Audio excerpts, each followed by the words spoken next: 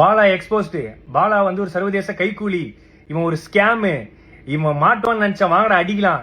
இந்த வண்டி தான் அண்ணன் கேபி பாலவன் எனக்கு வாங்கி கொடுத்தது. இதை வந்து நிறைய பேர் என்ன சொல்றீங்க, வண்டி வந்து வாங்கி கொடுக்கல, பொய்யானது, நம்பர் பிளேட்லாம் மறைச்சிருக்காங்கன்னு சொல்றீங்க. இது வண்டி ஜெப்ட் நான் தான் ஓட்டுறேன், அண்ணன் எனக்கு வாங்கி கொடுத்த வண்டி தான்.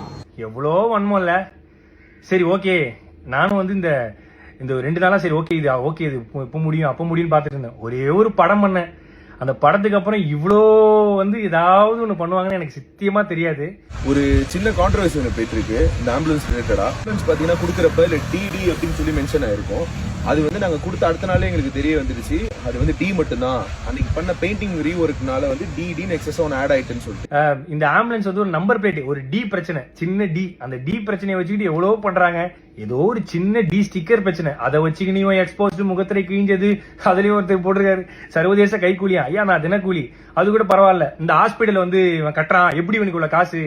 ஏங்க நான் ஈவென்ட் போறேன், நான் வந்து ஆங்கரிங் பண்றேன், நான் படம் நடிக்கிறேன், ஆட் ஷூட் பண்றேன், அதை தாண்டி நான் ஃபாரின் ஈவெண்ட்ஸ் போறேன். இதுலயும் வந்து ஒரு ஃபாரின்ல இருந்து யாரோ காசு தராங்க. யாருங்க காசு தருவா அந்த காலத்துல? என்கிட்ட ட்ரஸ்ட் கிடையாது, என்கிட்ட எந்த விதமான கிரவுண்ட் ஃபண்டிங் ஆக்டிவிட்டிஸ் பண்ற எதுவுமே கிடையாது. நான் சொந்தமா சம்பாதிக்கிறத மட்டும் தான், நான் டே நைட்டா ஓடி சம்பாதிக்கிறதா பண்றேன். நான் வீடு கட்ட வேண்டிய அந்த கால் கிரவுண்ட் இடத்துல பின்னாடி அமுதவானன் ஒரு கால் கிரவுண்ட் வாங்கி அரை கிரவுண்ட்ல வீடு கட்டுற இடத்துல நான் வந்து ஒரு சின்னதா ஒரு கிளினிக் கட்டுறேன். இதே நான் வந்து ஒரு 1.5 கோடி ரூபாய்க்கு லக்ஸரி காரும் ஒரு அடுக்குமாடி வீடும் கட்டியிருந்தா உனக்கு எந்த பிரச்சனையும் வந்திருக்காரு நிறைய பேர் சொன்னாங்க. பட் அந்த அடுக்குமாடி வீடுக்கு பதிலா அந்த ஹாஸ்பிட்டலும் இந்த லக்ஸரி காருக்கு பதிலாக ஆம்புலன்ஸ் வாங்கணும்னு நினைச்ச ஒரு விஷயத்தினால இவ்வளோ பிரச்சனை வருது.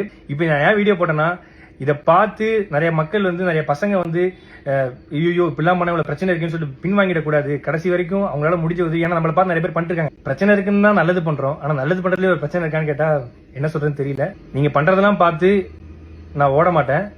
எனக்குன்னு மக்கள் இருக்காங்க, அவங்களுக்காக நான் கடைசி வரையும் ஓடுவேன். தேங்க்யூ.